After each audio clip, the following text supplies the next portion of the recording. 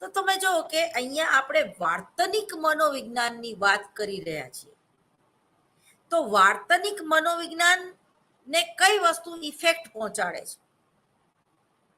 આપણે જે સમાજમાં રહીએ છીએ, જે વાતાવરણમાં રહીએ છીએ અને જે સંસ્કૃતિથી આપણું ઘડતર થાય છે, તો આ ત્રણેય બાબતોની અસર આપણા વ્યક્તિત્વ ઉપર ખૂબ જ મહદઅંશે જોવા મળે છે.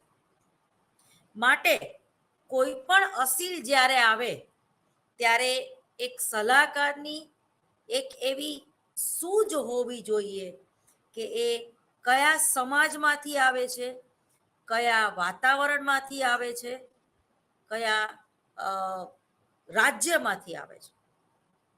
તમે જુઓ, જે લોકો હોસ્ટેલમાં રહીને ભણે છે, જે લોકો એક રાજ્યમાંથી બીજા રાજ્યમાં એક એજ્યુકેશન પર્પઝથી જ જ્યારે દિલ્હી ભણવા માટે જાય છે કે પોંડિચેરી ભણવા માટે જાય છે કે કોઈ પણ એવા સ્થળે વલ્લભ વિદ્યાનગર ગુજરાત લેવલે જોઈએ તો ત્યાં વાતાવરણ એનું બદલી જાય છે.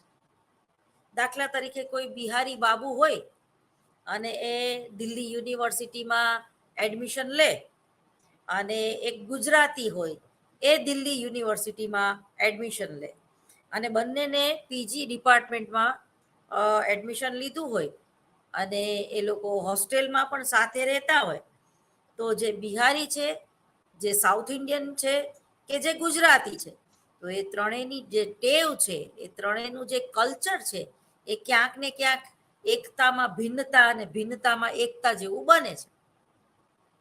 એક રાત્રે મોડે સુધી પાર્ટી કરવાની ટેવ હોય, એકને સવારે વહેલું ઉઠીને ભજન ગાવાની ટેવ હોય, તો એકને ગુજરાતી હોય તો એકદમ વાતોડીઓ હોય ને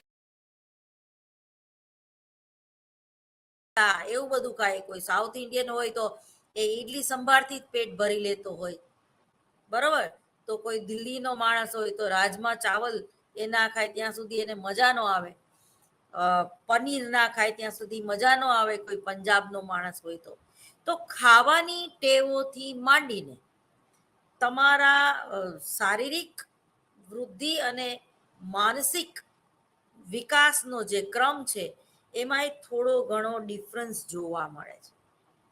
ભલે તમે બધા આઈએલટીએસની એક્ઝામ દેવા માટે ભેગા થયા હોય કે તમે કોઈ એવા પર્પઝથી, દાખલા તરીકે કોઈને કલેક્ટર, બધાને કલેક્ટર બનવું છે, પણ એક બિહારીને જે પ્રશ્ન પૂછવામાં આવે ઇન્ટરવ્યુમાં એ અલગ હશે, એક દિલ્હીના છોકરાને ઇન્ટરવ્યુમાં જે પ્રશ્ન પૂછવામાં આવે એ અલગ હશે, એક ગુજ્જુને પ્રશ્ન પૂછવામાં આવે એ અલગ હશે. જો ઇન્ટરવ્યુ લેવા વાળા બધાને એક સરખા પ્રશ્ન પૂછતા નથી, હા, એ લોકોનું જે આન્સર શીટ હોય છે, જે લેખિત પ્રશ્નોના જવાબ આપવાના હોય છે, એ ભલે એક સરખા હોય, એમાંય તમે જો ABCD એવા ક્રમ હોય છે કે એ અને બી નું જે પેપર છે તો એના પ્રશ્નના ક્રમ બદલાઈ જાય છે, કારણ કે કોઈ ચોરી કરવાની પેલી ના રહે એટલે. પરંતુ એ સિવાય પણ જ્યારે એ લોકો ઇન્ટરવ્યુ ફેસ કરે છે, માની લો કે તમે લેખિત પરીક્ષામાં પાસ થઈ ગયા અને હવે તમારે ઇન્ટરવ્યુ આપવાનું છે, મૌખિક એક્ઝામ આપવાની છે, તો ત્યાં તમારા જનરલ નોલેજને લગતા પ્રશ્નો પૂછવામાં આવે છે. પણ આપ કહા સે હો એવું પૂછે અને પેલો એમ કે છે કે હું બિહારથી છું, તો બિહારમાં જો તમને પોસ્ટિંગ મળશે, માની લો કે તમે કલેક્ટર બની ગયા, તમે આ ઇન્ટરવ્યુમાં પાસ થઈ ગયા, તો બિહારમાં તમને પોસ્ટિંગ મળશે તો તમે કયા એરિયામાં જવાનું પસંદ કરશો એવું પૂછે પ્રશ્નમાં, બરોબર. જો તો આ એક કાઉન્સેલિંગ જ છે, કારણ કે ત્યાં એક્ઝામ લેવા માટે, મૌખિક પ્રશ્નો પૂછવા માટે એક કાઉન્સેલર બેઠો છે ત્યાં, અથવા તો એવા લોકો બેઠા છે જેને સાયકોલોજીની ખબર છે, કેવા પ્રશ્ન કયા વિસ્તારમાંથી આવતા લોકોને કેવી રીતે પૂછવા એ એક એની આવડત છે, એની એક કલા છે. તો આ રીતે તમારે માનસિક રીતે તૈયાર થવું પડે છે આઈએલ્સની એક્ઝામ દીધા પછી પણ, અથવા તો આ તમારે જે તે ગમે તે ફિલ્ડમાં જ્યારે તમે આગળ વધો છો, માની લો કોઈ બિહારી બાબુ હોય, હવે એમ કે હું તો રૂરલ એરિયામાંથી આવું છું, એટલે હું ગામડામાં રહીને જ નોકરી કરવાનું પસંદ કરીશ, તો એને તરત જ બીજો પ્રશ્ન પેલો માણસ પૂછશે, તમને હોમ સિકનેસ છે? એટલે તમારો એવી એવી એવી તમારી શું મર્યાદા છે કે તમારે તમારા માતા પિતાની સાથે જ રહેવું જોઈએ, અથવા તો તમને ગામડાનું વાતાવરણ જ સૂટ થાય છે, તમે શહેરમાં કામ નહીં કરી શકો? તો એ તરત કહેશે કે ના, એવું કંઈ નથી, પણ પહેલા મને એવું લાગે છે કે મારું ગામડું છે એનો હું ઉદ્ધાર કરું. એમાં ઘણી બધી મર્યાદાઓ છે, ઘણા બધા વિકાસનો ક્રમ પ્રમાણે, ભારતના વિકાસના ક્રમ પ્રમાણે અમારું ગામડું છે વધારે પડતું પછાત છે, તો ત્યાં રહીને, મારા ગામની વચ્ચે રહીને હું એવી રીતે સેવા કરવા માંગુ છું. અને બીજું એ કે મારા ગામના લોકો મને જોઈને ખુશ થશે અને એ મને હેલ્પ કરશે. જે બીજાને બીજો કલેક્ટર આવશે તો કદાચ એ લોકોને એટલી આત્મીયતા નહીં હોય, પણ મને મારા વિસ્તારમાં લોકો ઓળખે છે એટલે મારી સાથે લોકોને આત્મીયતા હશે. એટલે મને હોમ સિકનેસ છે એટલે હું મારા ઘરે જ જવાનું પસંદ નથી કરતો. આવો સરસ જવાબ આપી શકે. ખાસ કરીને આપણા જે ગુજરાતીઓ છે એ જલ્દીથી ગુજરાતની બહાર નીકળતા નથી. તો એવું જરૂરી નથી, તો ઘણા લોકો ઓપનલી ચેલેન્જ કરે છે કે તમે મને ગમે ત્યાં પોસ્ટિંગ આપો, હું ટૂંકમાં મારું કામ કેવી રીતે પાર પાડવું અને મારે શું કરવાનું છે એ મને ખબર છે. હવે માની લ્યો કે ક્યાંક નૈતિકતાની વાત આવી જાય, ક્યાંક પ્રમાણિકતાની વાત આવી જાય અને તમે જે તે વિસ્તારમાં હોય ને ત્યાં ભ્રષ્ટાચાર વધારે હશે તો, અથવા તો તમે પોલિટિકલ લેવલે તમને કોઈ તલાટી મંત્રી કે કોઈ એવો સંસદ સભ્ય તમારી ઉપર પ્રેશર કરશે કે તમારે આવી રીતે જ કામ કરવાનું, તમારે એની મેથડથી જ કામ કરવાનું, તો તમે શું કરશો? અને એમાં તમારો દેશ અથવા તો તમારું રાજ્ય અથવા તો તમને જે કામ સોંપેલું છે એ તમે પરફેક્ટ ના કરી શકો એવું બને, તો ત્યારે તમે શું કરશો? આવા અટપટા પ્રશ્નો પણ પૂછી શકે છે એ લોકો. એ જ રીતે જ્યારે જનરલ નોલેજનો પ્રશ્ન આવે ત્યારે પણ એ લોકો તમારા વિસ્તારમાં તમે કંઈ જાણો છો કે નહીં, અથવા તો તમારા બિહાર પૂરતું જ તમને નોલેજ છે, ગુજરાતનો કોઈ રાણકીની વાવ ક્યાં આવી, અથવા તો મોઢેરાનું સૂર્ય મંદિરની શું વિશિષ્ટતા છે, અથવા તો દેલવાડાના દેરા, અથવા તો જૈન સંપ્રદાય વિશે તમે શું જાણો છો? તમે કઈ જ્ઞાતિમાંથી આવો છો, કયા સમાજમાંથી આવો છો, આરક્ષણ પિક્ચર વિશે તમે શું જાણો છો, ઓસ્કાર એવોર્ડ આપવાનું કઈ રીતે નક્કી થાય છે, ફેશન શો વિશે તમે શું જાણો છો, આ વખતે વિશ્વ સુંદરી જે બની એ છોકરીનું નામ શું છે અને એ ક્યાંથી આવેલી, એ કયા વિસ્તાર, એને કયા કયા પ્રશ્નો પૂછવામાં આવેલા, અથવા તો જે સૌંદર્ય શાસ્ત્ર છે એના વિશે તમે શું જાણો છો, એ લોકોનો ફેસ કટ કેવો હોવો જોઈએ, અથવા તો કઈ ઉંમરના હોવા જોઈએ. અત્યારે વેબ સિરીઝમાં સૌથી પ્રખ્યાત વેબ સિરીઝ કઈ છે, અથવા તો સાયબર ક્રાઇમ એટલે શું, સાયબર ક્રાઇમ વિશે તમે શું જાણો છો, અથવા તો કોઈ ચોક્કસ ભરતી વિશે તમને ક્યાંય ઉણપ લાગે તો એવી તમે કોઈ ભરતી પોલીસ કે તલાટી મંત્રીની કે, તો અથવા તો તમે આ એક્ઝામ દીધી તો એમાં શું ફેરફાર કરવા જોઈએ એક્ઝામની પદ્ધતિમાં, અથવા તો આ વખતે 12 સાયન્સનું રિઝલ્ટ કેટલું આવશે તમને શું લાગે છે, અથવા તો સ્પોર્ટ્સમાં આપણે કેટલા રૂપિયા રોકવા જોઈએ. એ જ રીતે રિઝર્વ બેંક આગળથી આપણી સરકાર ભરપૂર લોન લીધે રાખે છે વારંવાર, જુદા જુદા રાજ્યોમાં જુઓ તો શું આ નીતિ બરોબર છે? અર્થશાસ્ત્ર પ્રમાણે તમે એમ માનો છો, શું માનો છો, અથવા તો તમે એમ માનો છો કે ભાજપની નીતિ જે છે એ ડેન્જરસ છે, અથવા તો એ આપણા દેશને વધારે ને વધારે દેવાદાર બનાવતું જાય છે? બાંગ્લાદેશ વિશે તમે શું જાણો છો? મમતા બેનર્જી વિશે તમે શું જાણો છો? આપણા મહોત્સવ આપણે ઉજવવા જોઈએ કે નહીં એના વિશે તમે શું જાણો છો? હવે પહેલા કરતા પર્યટન વિભાગમાં એક વિકાસ વધારે જોવામાં આવે છે એવું તમે શું માનો છો? એટલે તમારું વલણ કઈ તરફી છે એ પણ જોવા મળે. તમને ઇતિહાસમાં પણ ઘણું બધું પૂછવા મળે, જેમ કે તમને નહેરુની યોજનાઓ વિશે પણ તમને ખબર હોવી જોઈએ. તો તમારું પીજી જેને કહેવાય કે જનરલ નોલેજ જીકે તમારું તો કેવું છે એ જ્યારે તમારું વ્યક્તિગત રીતે તમારું ઇન્ટરવ્યુ કોઈ લેતું હોય તો એના ઉપરથી નક્કી થાય છે. એમાં કોઈ સાયકોલોજીનો જાણકાર પણ હોઈ શકે, કોઈ કાઉન્સલર પણ બેઠેલો હોઈ શકે અને કોઈ સાયકોલોજીનો એક્સપર્ટ જે હોય એ પણ હોઈ શકે. તો ટૂંકમાં બાળકોનો જ્યારે એને સ્કૂલમાં આપણે મૂકીએ છીએ તો એ સ્કૂલનું વાતાવરણ કેવું છે.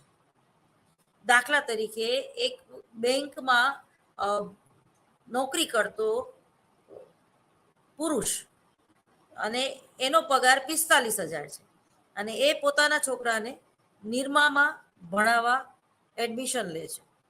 અને બીજો જે છે એ ધીરુભાઈ અંબાણી જેટલો ખૂબ પૈસાદાર માણસ છે, એ પણ નિરમા સ્કૂલમાં જ પોતાના બાળકને મૂકે છે.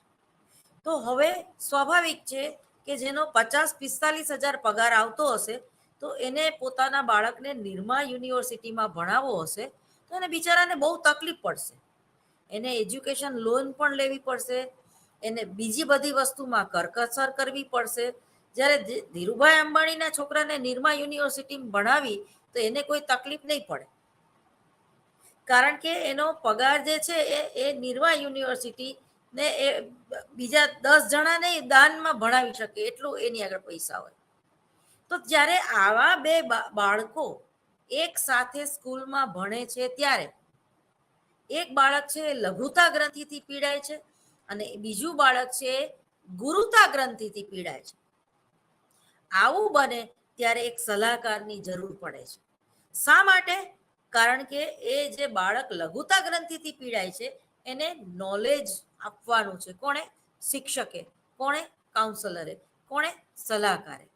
શું નોલેજ આપવાનું છે કે ભાઈ તારા માતા પિતા તો ખૂબ ઉમદા વિચારવાળા કહેવાય અને એ આજની આ સ્પર્ધાત્મક યુગમાં તમારો વિકાસ થાય, તારો બેટા વિકાસ થાય એટલે નિરમા જેવી સ્કૂલ એમને આર્થિક રીતે પોસાય એમ નથી, છતાં પણ તને અહીંયા એડમિશન અપાવ્યું. બરોબર? તો એ એક બહુ મોટી વાત છે અને બહુ ગૌરવની વાત છે. તમારે તમારા માતા પિતાનું ઋણ ચૂકવવાનું છે અને તું 200 રૂપિયાના બૂટ પહેરીને આવીશ તો એમાં કઈ વાંધો નહીં.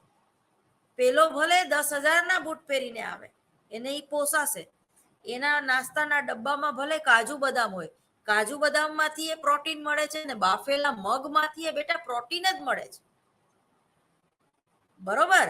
એ જ રીતે એ ભલે પિઝાનો નાસ્તો લાવે, એ ભલે પાસ્તાનો નાસ્તો લાવે, પરંતુ તું પૌવાનો નાસ્તો લાવીશ કે ઉપમાનો નાસ્તો લાવીશ તો એ પણ એટલું હેલ્ધી ફૂડ જ છે.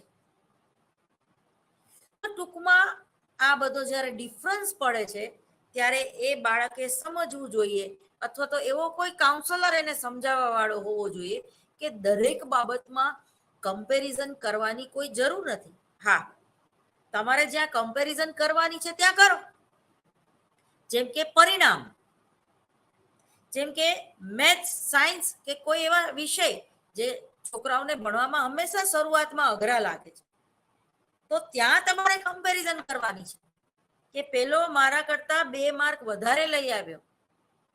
અને જે બાળકને તમે તૈયાર થાળી આપી દો છો, એને કોઈ સંઘર્ષ કરવા દેતા નથી, ત્યારે એને કોઈ સ્ટ્રેસ આવતું નથી મગજમાં અને એ સ્ટ્રેસ ન આવવાને કારણે એ જોઈતું રિઝલ્ટ નહીં મળી શકે. પરંતુ જે બાળક એને ખબર છે કે હું રાત્રે 2 વાગે વાંચીશ તો મારા ઘરનું લાઇટ બિલ વધારે આવશે અને લાઇટ બિલ 50 રૂપિયા વધારે આવશે ને તો મારા માતા પિતાને પોસાય એમ નથી, એટલે એ બાળક હંમેશા લાઇબ્રેરી પ્રિફર કરે છે. અમદાવાદ જેવા મેગા સિટીમાં ઘણી એવી લાઇબ્રેરી છે જે આખી રાત ચાલે છે, જ્યાં બાળકો વાંચે છે. તો આવી લાઇબ્રેરીમાં જવાનું બિચારો બાળક પ્રિફર કરશે. કેમ? એનો પર્પઝ બધા એની આગળ પુસ્તક નથી હોતા એવું નથી, પરંતુ એ બાળક પોતાના વીજળીનું બિલ બચાવી શકે. તો આ બાળક જ્યારે લાઇબ્રેરીમાં બેસીને વાંચે છે ત્યારે એના જેવા અન્ય બાળકોને પણ એ વાંચતા જોઈને એને એક જનૂન ચડે છે કે ના, હું એકલો મહેનત નથી કરતો, મારા જેવા કેટલા લોકો છે. અને ઘણા લોકો તો ઝૂંપડપટ્ટીમાં રહે છે અને એ લોકોના ઘરે તો લાઇટ જ નથી, અને એવા બાળકો પણ લાઇબ્રેરીમાં બેસીને સરસ જ્ઞાન ઉપાર્જિત કરે છે. અને જ્યારે પેલો એસી ચાલુ કરીને ધીરુભાઈ અંબાણીનો છોકરો કે એવો કોઈ પૈસાદારનો છોકરો, બિલ્ડરનો છોકરો જ્યારે ઘરનું એસી ચાલુ કરીને વાંચે છે ને, ત્યારે એને નેટફ્લિક્સ જોવાનું મન થાય છે, ત્યારે એને સિગરેટ પીવાનું મન થાય છે, ત્યારે એને ગાંજો અને ચરસ ફૂંકવાનું મન થાય છે. અને ત્યારે એને એસી બહુ ચિલ્ડ એસીમાં ભાઈ વાંચે ને તો હાથમાં બુક હોય ને ઊંઘ આવી જાય છે. તો જ્યારે આપણે જરૂર કરતા વધારે આપણા બાળકોને પોપલાવીને રાખીએ છીએ અથવા તો એની દરેક જરૂરિયાત ઊભા પગે પૂરી કરી દઈએ છીએ, ત્યારે એવા બાળકો જે સંઘર્ષ નથી કરી શકતા અને એ જે લઘુતા એને જે સ્ટ્રેસ હોવો જોઈએ એટલોય નથી હોતો, અને એની અસર એના પરિણામ ઉપર પડે છે. ભલે એ બાળક હાઈલી ઇન્ટેલિજન્ટ હોય, હું એમ નથી કહેતી કે એ બાળક બેવકૂફ છે. એની બુદ્ધિ જે છે એ આ સામાન્ય બાળક કરતા ભલે વધારે હોય, 5% કે 10%, પણ મહેનત ક્યાં, વાંચન ક્યાં, લાઇબ્રેરી ક્યાં. એ જ રીતે તરત જ એની આજુબાજુ એના પટ્ટાવાળા આવી જાય, બરોબર, રસોઈયા આવી જાય, આજે તમારા માટે શું બનાવવું. જ્યારે આને તો ઘરે એની મેળાએ મેગી બાફીને ખાઈ લેવાની હોય છે, ખીચડી ને ડુંગળી ખાઈને હુઈ જવાનું હોય છે. તો ઘણીવાર તમે મધ્યમ પરિસ્થિતિમાંથી આવો છો અને તમને એ નોલેજ હોય છે કે મધ્યમ પરિસ્થિતિ કોને કહેવાય, અથવા તો કોઈ એવી જ્ઞાતિમાંથી આવો છો કે કોઈ એવા સમાજ કે આદિવાસી જ્ઞાતિમાંથી આવો છો કે જ્યાં તમને તમારા ઘરનું વાતાવરણમાં બધા ભણેલા ગણેલા ન હોય, એને કદાચ અક્ષર જ્ઞાન પણ ન હોય, એવા વાતાવરણમાંથી કે એવી પહાડી એરિયામાંથી તમે આવો છો કે તમારું જીવન જ્યારે સંઘર્ષમય પરિસ્થિતિમાંથી વીતેલું હોય, તો એવા બાળકોને એ ખૂબ આગળ વધે છે. કારણ કે એને એ સ્ટ્રેસનો અનુભવ હોય છે, એને એ સ્ટ્રેસ લીધેલું હોય છે અને એ દરેક પ્રકારના સ્ટ્રેસ માટે ટેવાયેલો હોય છે. તો ઘણીવાર એની વિપરીત અસર પણ પડે છે. ઘણા બાળકો બિચારા એવા હોય છે કે જો મને પૂરતું વાતાવરણ મળત, જો મને પૂરતી સવલતો મળત, જો મારે પાર્ટ ટાઈમ નોકરી ના કરવી પડી હોત અને ફૂલ ટાઈમ હું 12 સાયન્સની એક્ઝામ આપતો હોત, તો કદાચ મારે આજે 75% બદલે 90% મને આવ્યા હોત. એ જ રીતે તમે જો જે લોકો અમેરિકા જેવા દેશમાં કે યુરોપ જેવા દેશમાં જ્યારે MBBS ની ડિગ્રી મેળવે છે ત્યારે, અને જે આપણી અહીંયાની સિવિલ હોસ્પિટલમાં પ્રેક્ટિસ કરીને MBBS ની ડિગ્રી મેળવે છે, ત્યારે આપણા ભારતીય ડોક્ટરો જે છે એ ઓલ ઓવર વર્લ્ડમાં એ લોકોની વેલ્યુ વધારે છે. કારણ કે આપણે અગવડતા ભોગવીને આપણી આગળ પૂરતા એવા અદ્યતન સાધનો નથી હજી સુધી. કારણ કે આપણો જે દેશ છે વિકાસશીલ દેશ છે, હજી આપણે મહાસત્તા નથી બન્યા, હજી આપણી આગળ એટલી બધી અમેરિકા જેટલી સવલતો નથી, બરોબર. એટલે આપણો જે ડોક્ટર બનીને બહાર નીકળે છે ને, એને કેટલી બધી સ્ટ્રગલ કરી હોય છે. ઇવન એને જે ઓટોમેટિક મશીનો નથી મળતા, એને યોગ્ય સમયે ઓક્સિજનનો બાટલો નહોતો મળતો દર્દીને જીવાડવા માટે કોરોના કાળ દરમિયાન. એ જ રીતે એવી આપણી આગળ અદ્યતન હોસ્પિટલ પણ નથી, પણ છતાં તમે જો આજે કેન્સરથી પીડિત વ્યક્તિ અને જેની કિડની ફેલ થઈ ગઈ છે, એવીથી પીડિત વ્યક્તિ ફોરેનથી પણ અહીંયા ટ્રીટમેન્ટ કરાવવા માટે આવે છે. તો આ એક આપણા માટે બહુ ગૌરવની વાત છે કે આપણે આવા વિદ્યાર્થીઓ, આવા જે હતા આવા શિક્ષકો જે છે એ આવા સરસ વિદ્યાર્થીઓ એને એ બનાવી શક્યા, એને ટ્રેનિંગ આપી શક્યા. તો આપણી જે સારી બાબત છે, કારણ કે આપણો જે દેશ છે એ વિકાસશીલ દેશ છે અને આપણે ગુલામી જોઈ છે. આપણા બ્લડમાં, આપણા ડીએનએમાં જે છે એ એક જેને કહેવાય ને કે ચેલેન્જ આપણે લીધેલી છે. આપણને તાત્કાલિક બધું કંઈ નથી મળી ગયું. આપણને આઝાદી મેળવતા મેળવતા આપણા બાપ દાદા શહીદ થઈ ગયા છે અને આપણે એનું લોહી છીએ. તો ટૂંકમાં એટલે સ્વાભાવિક છે કે આપણે આજના આ વિકાસશીલ દેશમાં આપણી ભૂમિકા જે છે એ મહત્વપૂર્ણ છે. અને આપણે મીડિયા કલ્ચરથી અને ખાસ કરીને કાઉન્સેલિંગમાં બાબતમાં આપણે પછાત છીએ. તો શા માટે? હજી આપણે નોર્મલ છીએ. અમેરિકા જેવા વિકાસ મહાસત્તા અને પશ્ચિમી સંસ્કૃતિને વરેલા દેશો, તમે જો કે 10માંથી 7 જણા છે જેને કાઉન્સેલિંગની જરૂર પડે છે. બરોબર. મેન્ટલ હેલ્થ, જો કે એ લોકોમાં અવેરનેસ પણ વધારે છે આપણા કરતા. બે વસ્તુ છે. એટલે જરૂર પડે છે એટલે કે અહીંયા બધા ગાંડા છે એવું કહેવા નથી માંગતી હું, બરોબર. અથવા તો બધા સૌમ્ય મનોવિકૃતિથી પીડાય છે કે જુદા જુદા ફોબિયાથી પીડાય છે પશ્ચિમી સંસ્કૃતિના લોકો કે પશ્ચિમી દેશના લોકો, એવું કહેવા નથી માંગતી. પણ આપણા કરતા થોડીક વધારે સંખ્યા છે. તો એ એક સંશોધનનો વિષય છે. કેમ વધારે સંખ્યા છે? કારણ કે એક તો એ લોકો બહુ સારી રીતે સમજે છે કે ભાઈ તમને આંખમાં મોતિયો આવ્યો હોય તો તમે ડોક્ટર આગળ જાઓ છો ને. તમને ડાયાબિટીસ થયું હોય તો તમે ડાયટિશિયન પાસે જાઓ છો ને. તમને તમારી કિડની ફેલ થઈ ગઈ હોય કે તમારું લીવર બગડ્યું હોય તો તમે જે તે ડોક્ટર આગળ જાઓ છો ને. તો એ જ રીતે જ્યારે તમારું માનસિક સ્વાસ્થ્ય ખોરવાય છે ત્યારે તમારે કાઉન્સેલર પાસે જવું જોઈએ. એમાં કોઈ શરમની વાત નથી. પરંતુ આપણા સમાજમાં આપણું કલ્ચર એવું છે કે આપણને જલ્દીથી કોઈ સાયકોથેરાપિસ્ટ પાસે જતા કે સાયકોલોજીસ્ટ પાસે જતા આપણને શરમ આવે છે. અને બીજું કે लोग क्या कहेंगे, सबसे बड़ा रोग भारत में ये है कि लोग क्या कहेंगे. એટલે ઘણીવાર બાળકો જે છે એ કોઈ ફોબિયાથી કે કોઈ માનસિક વિકૃતિથી એ કોઈ એક એવી એની જે મર્યાદા છે એનેથી જ્યારે એ બાળક પીડાતું હોય છે ત્યારે માતા પિતા એની જલ્દીથી નોંધ નથી લેતા, અને નોંધ લે છે તો એ છુપાવે છે. અને ઘણીવાર તમે જ્યારે કોઈ કાઉન્સલર પાસે જાઓ ત્યારે બહુ મોડું થઈ ગયું હોય છે. તો એ જ રીતે હવે જે સ્કૂલમાં એક જબરજસ્ત સુધારો થવા જઈ રહ્યો છે.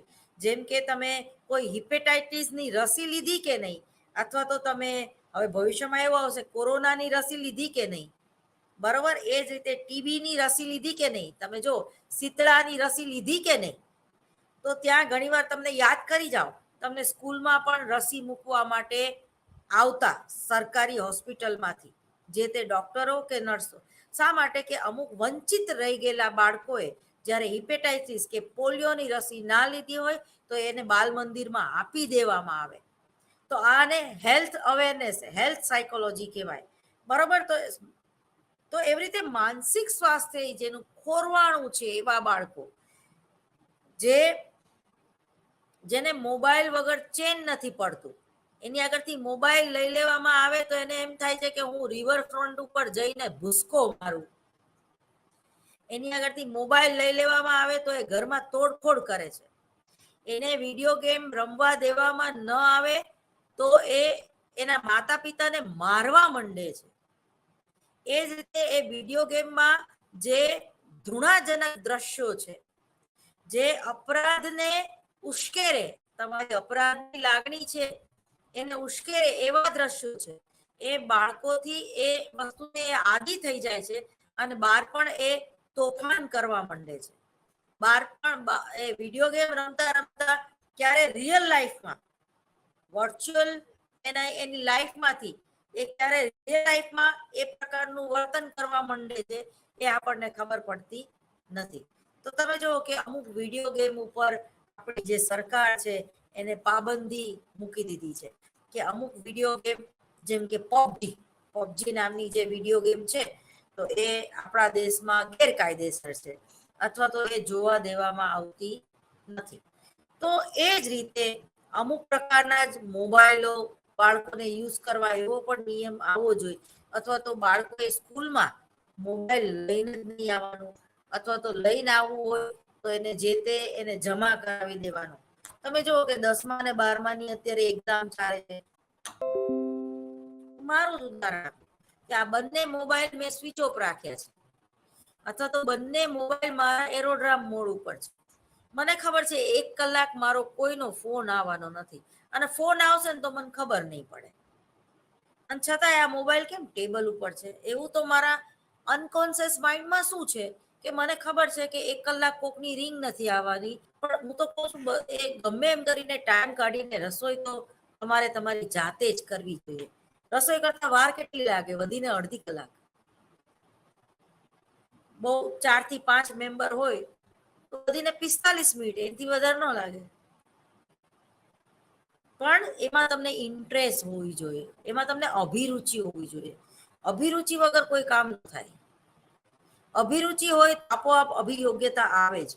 તો એ જ રીતે જ્યારે પણ માતા પિતા પોતાના બાળકોને ટાઈમ નથી આપતા, એની હારે 20 મિનિટ વાત નથી કરતા, એક જ ટેબલ ઉપર બેસીને સવારે સાથે નાસ્તો નથી કરતા, બપોરે સાથે જમવાનો ટાઈમ નથી, અથવા તો રાત્રે પણ એ લોકોને એકબીજા માટે જ્યારે ટાઈમ નથી હોતો, એક સિરિયલ જોતા જોતા જમે છે, એક રસોડામાં જમે છે, એક પોતાના બેડરૂમમાં જઈને જમે છે. આવી પરિસ્થિતિ પણ મેં જોઈ છે. અથવા તો બધા સાથે બેસીને જમે ને તો બધા પોતપોતાના મોબાઈલમાં હોય છે. મોબાઈલમાં જોઈને ફોટો પાડીને અપલોડ કરીને, જો આજે મારા મમ્મીએ આ શાક બનાવ્યું છે. આવી દયનીય પરિસ્થિતિ થઈ ગઈ છે. તમે તમારા મમ્મીને થેન્ક યુ નથી કહી શકતા, પણ તમારી ફ્રેન્ડને બતાવો છો કે આજે મારા મમ્મીએ મારી મારી પસંદગીનું શાક બનાવ્યું, પણ તારી માં સામે બેઠી છે, એને તો થેન્ક યુ કે. એક વચમાં બહુ સરસ જાહેરાત આવતી હતી. એક માતાને પોતાના બાળકની યારે વાત કરવી હોય છે, એટલે એની માતાએ જોયું કે મારો બાળક બધાની સાથે વાત કરે છે પણ મોબાઈલમાં. એટલે એ બિચારી ફેસબુક, ટ્વિટર અને વોટ્સએપ શીખી જાય છે. કેમ? તો કે મારો છોકરો મારી સાથે વાત કરે ને, મારો છોકરો મારું સ્ટેટસ જોઈને કે મારા ફોટા જોઈને મને લાઈક કરે ને. કારણ કે એ ઘરમાં હોય છે ત્યારે તો એ મારી સામે જોતો જ નથી, એને મારા માટે ટાઈમ જ નથી.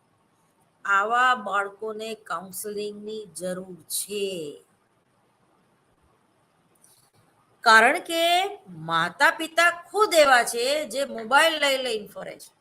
તમે જો કેવા કેવા આપણને વોટ્સએપ આવે છે કે એક સ્ત્રી જે છે એ વોશિંગ મશીનમાં કપડાં, એક હાથમાં કપડાં પકડેલા છે અને એક હાથમાં બાળક તેડેલું છે.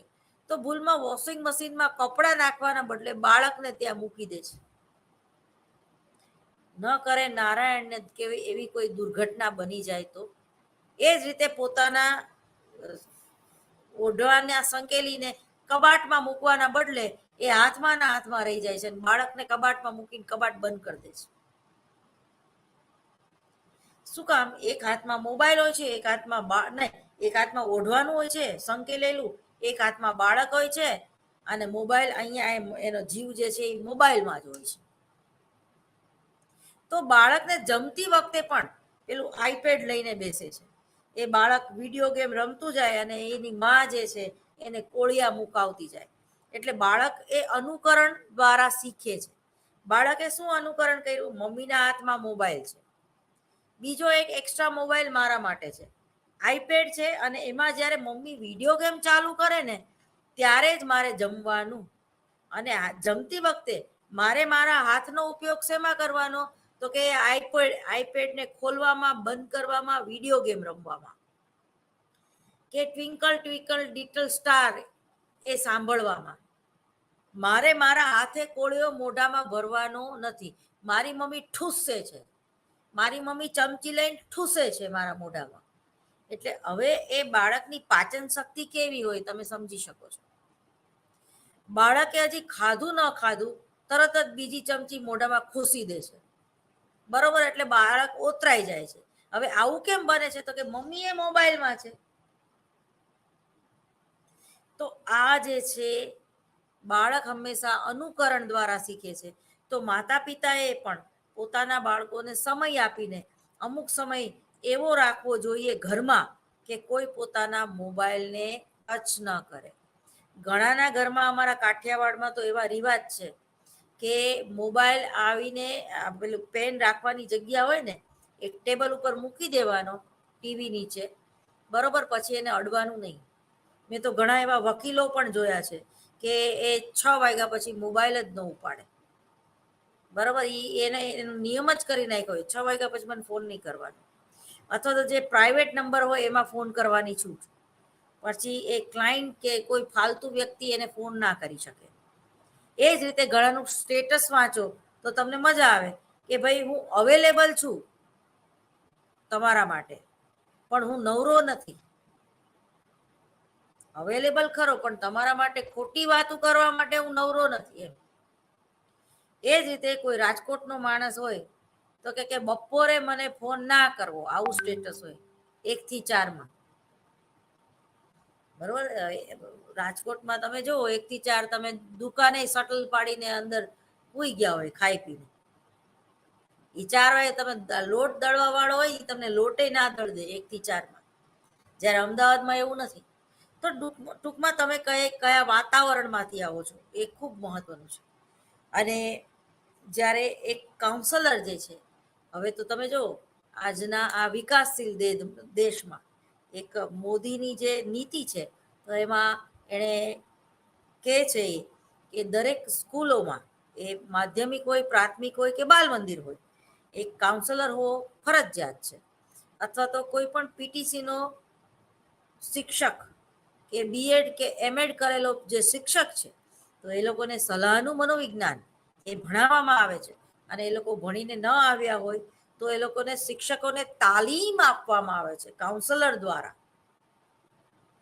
કે વિદ્યાર્થીઓને કઈ રીતે શીખતા કરવા, અથવા તો એને પર્સનલ એનામાં ઇન્ટરેસ્ટ લઈને એનામાં જે ખૂટતું હોય એની વાતો કરીને એને કઈ રીતે શીખતો કરવો, અધ્યયન અને અધ્યાપનનું કાર્ય કઈ રીતે વ્યવસ્થિત પૂર્ણ કરવું.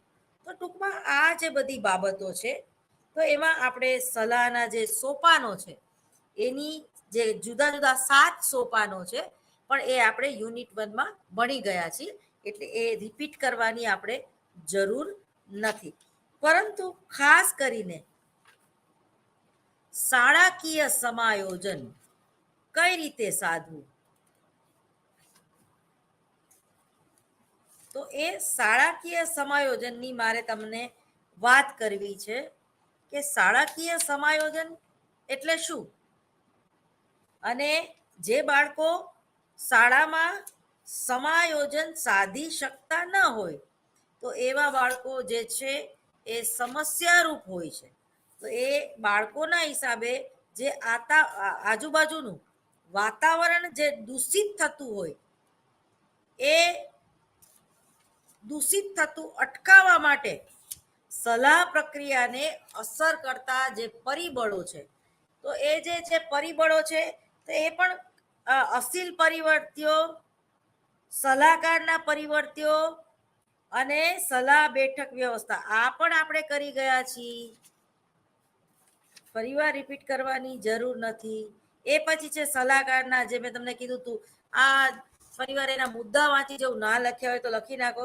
સલાહકારના પરિવર્ત્યોમાં સ્વસભાનતા, પ્રામાણિકતા, સંવાદિતા, પ્રત્યાયનની શક્તિ, જ્ઞાન અને આ ઉપરાંત સલાહકારના કેટલાક પરિવર્ત્યો જેમાં ઉંમર, અનુભવ, જાતિ, વંશ અને વ્યક્તિત્વ લક્ષણોમાં.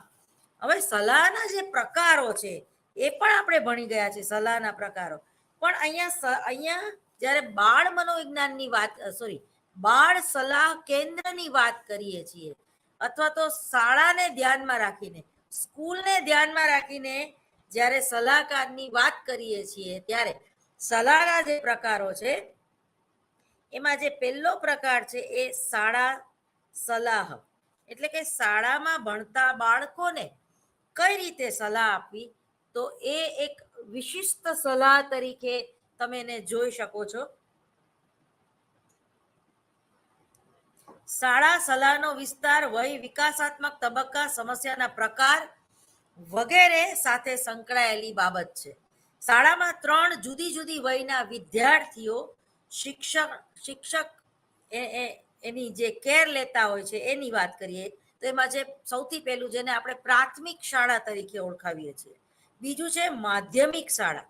પહેલી પ્રાથમિક શાળા, બીજી માધ્યમિક શાળા અને ત્રીજી છે એ ઉચ્ચ માધ્યમિક શાળા. હવે બાળ સલાહના યુનિટમાંથી જો તમને પૂછાય કે બાળ સલાહ એટલે શું, શાળાકીય સલાહ વિશે સવિસ્તાર ચર્ચા કરો.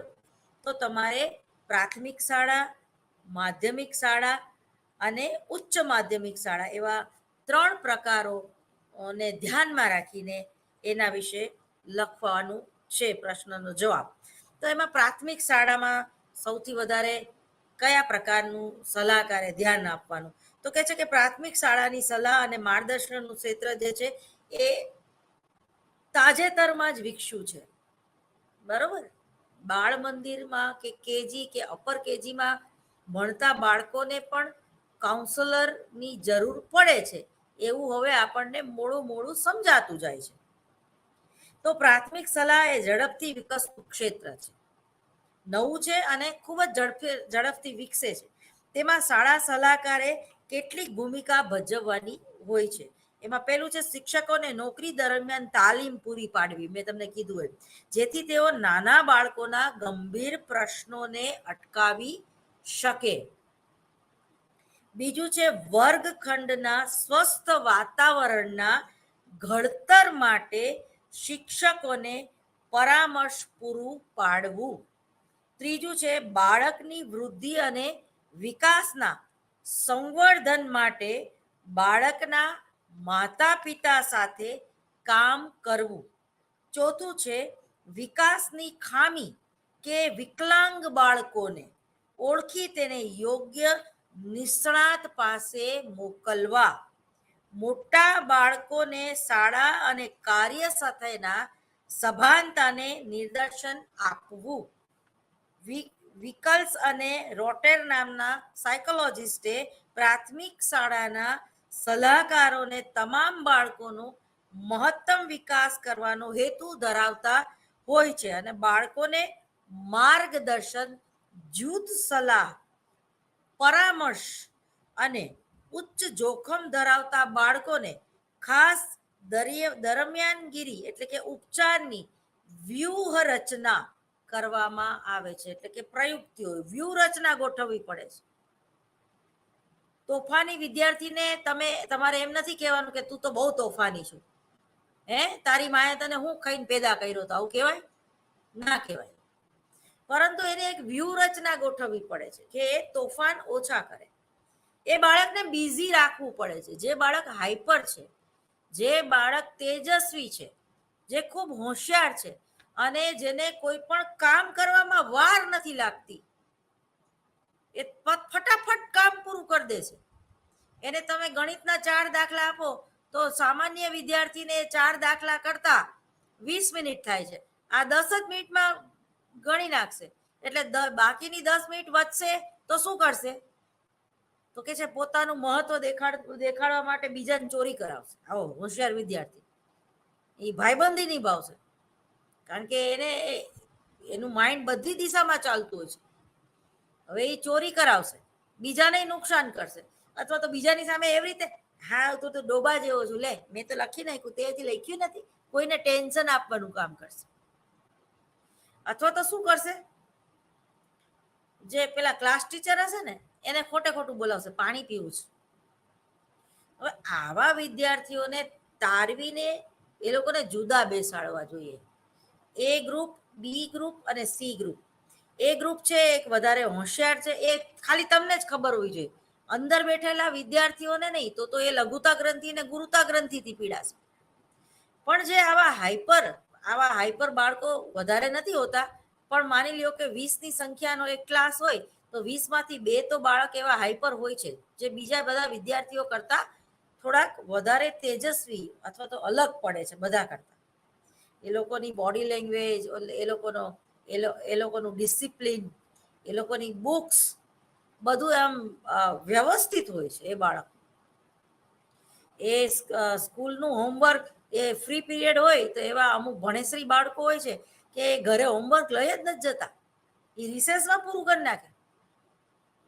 અને એ ક્લાસમાં પણ એ ઘરે દાખલો ગણીને આવ્યો હોય છે, બોર્ડ ઉપર લખાય ત્યાં એ તરત જ આમ ઊંચી આંગળી કરીને જ ઊભો હોય, આમ ટીચર પાછળ જોવે તો ટીચરને કંટાળો આવે કે યાર આ તો મારોય ગુરુ છે, મારી ભૂલ પડશે તો આને તરત કરો. ઘરે એટલું બધું લેસન કરીને આવે છે, ઘરે ટ્યુશન લઈને આવે છે, એના મમ્મી પપ્પા એટલા કેરફુલ છે કે એની મમ્મી એવી એને સરસ ભણાવે છે ઘરકામ, તો પણ 20માંથી જ્યારે આવા 2 બાળકો હોય છે ને ત્યારે શિક્ષકને ટેન્શન થતું હોય છે. અને એ શિક્ષક છે ને એ પોતે તૈયાર થઈને આવે છે, આવા બાળકો હોવા જ જોઈએ. પણ અમુક બાળકો હોય છે ને આમ મોઢામાં અંગૂઠો નાખીને એ છેલ્લી બેન્ચે બેઠા હોય, આંખું બંધ હોય અને આમ ઝોલા. પ્રોટીનની ખામી હોય, ઘરે પૂરું ખાવાનું મળતું હોય તો પણ બિચારા ઝોલા ખાતા હોય. આળસુ પ્રકૃતિ ના હોય તોય ઝોલા ખાતા હોય. અને અલગારી પ્રકૃતિ ના હોય, જેને કોઈ ટેન્શન જ નહીં, પાસ થવું હોય થાય, ન થવું હોય કઈ નહીં, જે આવે ભગવાનની ઈચ્છા.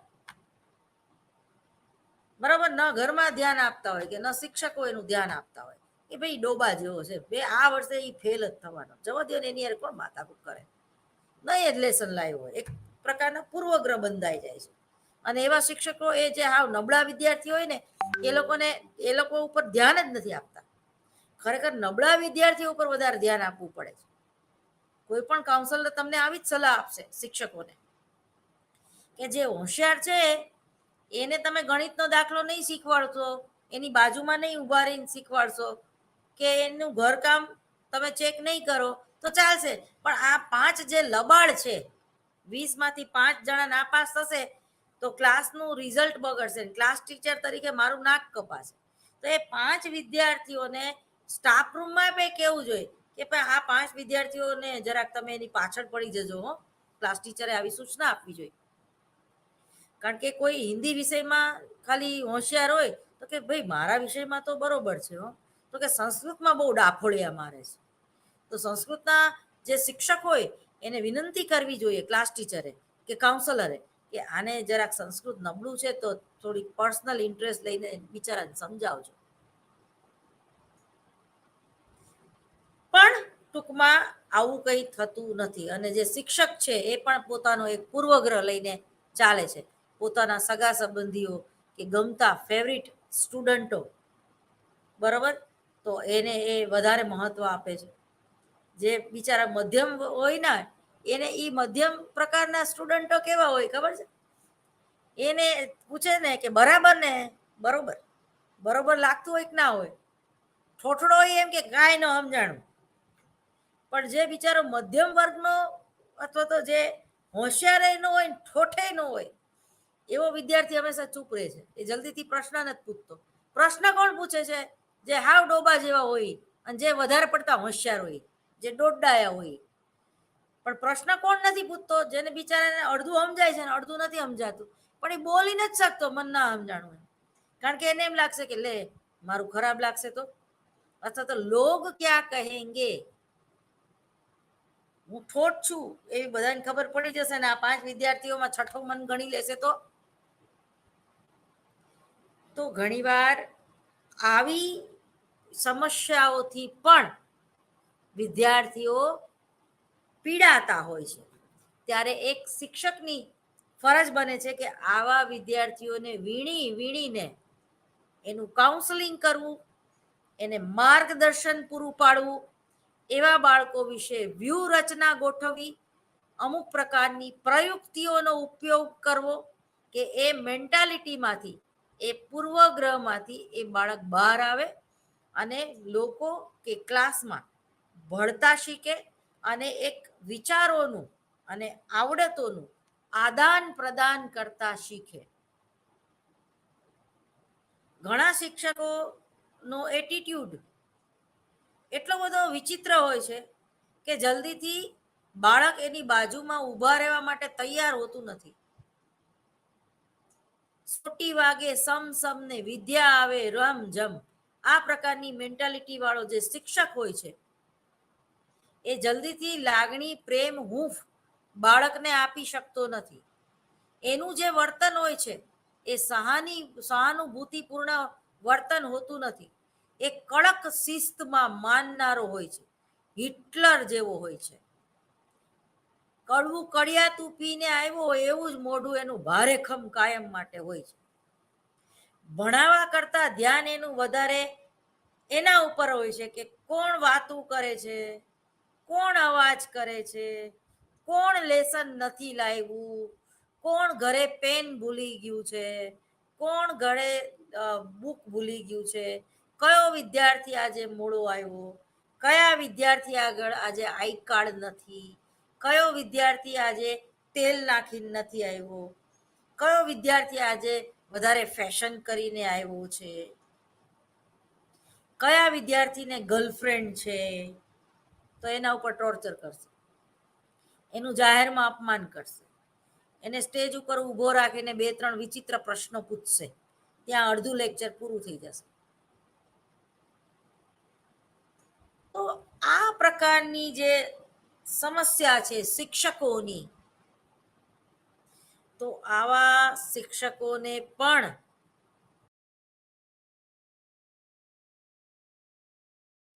કાઉન્સેલિંગ થવું જોઈએ. ઘણીવાર આવા સિક્યુરિટી વાળા હોય છે, સિક્યુરિટી ગાર્ડ હોય તો ચા કરતા કેટલી ગરમ, પ્રિન્સિપાલ તો બિચારો કઈ ન કે, પણ એ પેલા સિક્યુરિટી વાળો ધૂળ કાઢ નાખે વિદ્યાર્થીને, એટલે બિચારો આવતા હોય તો હજી તો સ્કૂલમાં આવ્યો હોય અહીંયા મૂડ બગાડ નાખે, ચાલ બહાર ઉભો રે, કેમ મોડો આવ્યો, ક્લાસમાં નહીં જવા દો, દરવાજાએ બિચારાને 10 મિનિટ અમથે તો ઊભો રાખે, કેમ તો કે આઈ કાર્ડ નહોતો લાવ્યો. એટલે એક નાની એમથી બાબતમાં તમે એનું 10 કે 15 મિનિટનું લેક્ચર બંધ કરાવો છો, ખાલી આઈ કાર્ડ ભૂલી ગયો એમાં. હા, રોજ ભૂલી જતો હોય તો બરોબર છે, બરોબર. હવે આધાર કાર્ડ નહીં ભૂલાઈ ગયું હોય તો હું બેંકમાંથી તમે પૈસા ના ઉપાડી શકો. એટલે વિદ્યાર્થીઓની એને એની ભૂલ કરતા જ્યારે તમે એને વધારે દંડ આપો છો ત્યારે એ વિદ્યાર્થી વધારે ઉદ્ધત થઈ જાય છે, ત્યારે એ વિદ્યાર્થી એવી સ્કૂલથી ભાગે છે, ત્યારે એ વિદ્યાર્થી એવા શિક્ષકોથી ભાગે છે, એ શાળાના વાતાવરણથી ભાગે છે, અને અંતે એને જે તે વિષયમાં ભણવાની મૂડ આખો ઓછો થઈ જાય છે. તમે જુઓ કે પહેલું લેક્ચર હંમેશા વ્યાયામનું હોય છે ઘણી સ્કૂલોમાં. હવે અમુક વિદ્યાર્થી છે ને એ વ્યાયામ એને એવા આળસુ પ્રકૃતિના હોય છે, એને વ્યાયામ ન કરવું હોય એટલે એક પીરિયડ લેટ જ આવે છે. તો આવા વિદ્યાર્થીઓને કેવી રીતે સીધા કરવા અને વ્યાયામ કરતા કરવા, તો એક કાઉન્સલરની એક આવડત છે, એક કાઉન્સલરની એક કલા છે, અને એ કાઉન્સલરે વ્યૂહરચના ગોઠવવી જોઈએ. તો ખાસ કરીને જે બાળકો હાઈપર છે અથવા તો જે બાળકો શારીરિક ક્ષતિવાળા બાળકો છે, તો એના પ્રત્યેનું જે વલણ છે એ શિક્ષકોએ વિશિષ્ટ હોવું જોઈએ. વિશિષ્ટ એટલે સહાનુભૂતિ પૂર્ણ. એટલે તમે એને માયકાંગલા નથી બનાવી દેવાના, એ વિકલાંગ ભલે હોય પણ લેસન કરીને ન લાવે તો તમારે એના સારા માટે જ તમારે એને ખીજાવવું જોઈએ. પણ જ્યારે એ બાળક વ્યાયામમાં ભાગ ન લઈ શકે, એની મજબૂરી હોય, તો એવા બાળકોની પ્રત્યે સહાનુભૂતિપૂર્ણ વર્તન જે તે શિક્ષકોનું હોવું જોઈએ. તો ટૂંકમાં આ જે શાળાકીય સલાહમાં પ્રાથમિક શાળામાં જે ધ્યાન રાખવું જોઈએ એની મેં તમને વાત કરી. એ પછી બી વિભાગમાં છે મધ્ય શાળા. તો મધ્ય શાળામાં પણ સલાહ ખૂબ જ અગત્યની છે. મધ્ય શાળામાં સલાહ અને માર્ગદર્શન એ પ્રાથમિક શાળાની સલાહ કરતાં થોડીક વધારે તાજેતરની ઘટના છે. ખાસ કરીને પૂર્વ તારુણ્ય અવસ્થામાં વિદ્યાર્થીઓ માટે અભ્યાસક્રમ અને વાતાવરણના ખ્યાલ ઉપર આ સલાહ વિકસી હોય છે. મધ્ય શાળાના બાળકો અમેરિકામાં 9 થી 13 વર્ષના અને ભારતમાં 13 થી 15 વર્ષના હોય છે. બરાબર. કેટલાક પ્રશ્નો કુટુંબ, શાળા, જન સમુદાય વગેરે વચ્ચે ઊભા થતા હોય છે. આ પ્રશ્નો ખાસ કરીને સમાયોજન અંગેના હોય છે, જેમ કે શરીરને લગતા પ્રશ્નો, સમવયસ્ક જૂથોનું દબાણ, માતા પિતા સાથેના સંઘર્ષો અને સ્વ ઓળખની સ્થાપના સમસ્યાઓ. આ બધા પ્રકારના જે સંશોધનો છે એ ઘણું બધું આપણને કહી જાય છે, જેમાં શાળાના બાળકો કરતાં વધારે એ ચિંતા અનુભવતા હોય છે, અને તેઓ વિકાસાત્મક કાર્યોનું પુનઃ ઉકેલ લાવી શકતા નથી, એટલે તાળો ઉકેલી શકતા નથી. બધી જ મનોભાર જગત પરિસ્થિતિમાં માધ્યમિક શાળાનો સલાહકાર સૌથી વધારે મદદ કરતા સાબિત થાય છે. આમ શાળા સલાહકારો ઓળખતી સમજને, વ્યક્તિગત અદ્વિતીયતા અને સાર્વત્રિક સમજને સામાન્ય કાળજી સાથે સંવર્ધન કરે છે. ટીન એજના જે બાળકો છે, તમે જો એ લોકોના શરીરમાં પણ ફેરફાર થતા હોય છે. દીકરી હોય તો એનો છાતીનો ભાગ ઉપસી આવે છે, જનન અંગો જેને આપણે કહીએ છીએ. એ જ રીતે દીકરો હોય તો એનું પેનિસનો ભાગ મોટો થતો જાય છે, એને દાઢી મૂંચાવે છે, એના અવાજમાં એક પુરુષ જેવો અવાજ એનો થતો જાય છે. અને સ્ત્રી જે હોય તો એ રજસ્વલા એટલે કે એ પીરિયડમાં બેસે છે. તો આવા શારીરિક ફેરફારો જ્યારે થતા હોય છે ત્યારે શાળાકીય સમસ્યામાં એક મોટો પ્રશ્ન છે. અને જાતીય આકર્ષણ, ટીન એજના દીકરી દીકરાઓ એ એકબીજાને જોતા હોય છે સતત, બરોબર, અને એ સતત એ લોકો એકબીજાને જોઈ જ રાખે છે. અને ઘણીવાર પ્રેમ થઈ જાય છે. એ જે પ્રેમ છે એ ઘણીવાર તમારા ભણવાના પર્પઝથી તમે મિસગાઈડ થાવ છો. તમારું મન કંઈક બીજી છોકરીમાં કે બીજા છોકરામાં લાગે છે, ભણવામાં લાગવાના બદલે. તો જ્યારે આ પરિસ્થિતિ ઊભી થાય કે આવી કોઈ ઘટના સામે આવે કે 8મા ધોરણમાં ભણતી દીકરી કે 9મા ધોરણમાં ભણતો દીકરો જ્યારે પ્રેમમાં પડી જાય છે, કારણ કે એ ઉંમર જ એવી છે, એક મુગ્ધ અવસ્થા છે, એમાંથી બધા પાસ થઈ ગયા છે. એ આજે પણ આપણે નથી ભૂલી શકતા. એ દીકરો કે એ દીકરી ક્યાંથી ભૂલી શકે? આપણે પણ આપણા બાલ્યાવસ્થાના અનુભવો યાદ કરીએ તો આપણને ભલે કંઈ જ ખબર ન પડતી હોય, પણ એ છોકરાનો ફેસ આપણને યાદ હોય છે કે કેવો ગુલાબના ગલગોટા જેવો લાગતો હતો. અથવા તો પેલી કેવી ઐશ્વર્યા રાય જેવી ભૂરી આંખવાળી છોકરી હતી, તને યાદ છે આપણી બેચમાં? એ મને મળી હતી. તું જો તો હાવ ગોળ મટોળ, સારું થી હું પ્રેમમાં હતો, પણ અત્યારે તો 120 કિલોની થઈ ગઈ છે.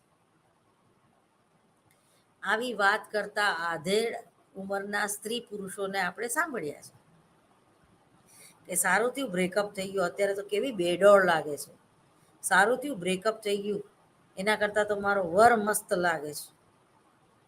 તો આ જે બધી બાબત છે એ બાલ્યાવસ્થામાં એટલે કે પુખ્તાવસ્થામાં, ટીન એજ જેને આપણે કહીએ છીએ, જ્યારે તમારી ઉંમર 13 થી 15 વર્ષની હોય ત્યારે તમે કોઈના પ્રેમમાં પડો છો. જાતીય આકર્ષણ કહેવાય એને, બરોબર, એને પ્રેમ પછી કહેવાય, એને જાતીય આકર્ષણ કહેવાય. કારણ કે આપણને કોઈ જોવે એમાં પણ આપણને મજા આવે છે, અને આપણે કોકને જોઈએ એમાં પણ આપણને મજા આવે છે.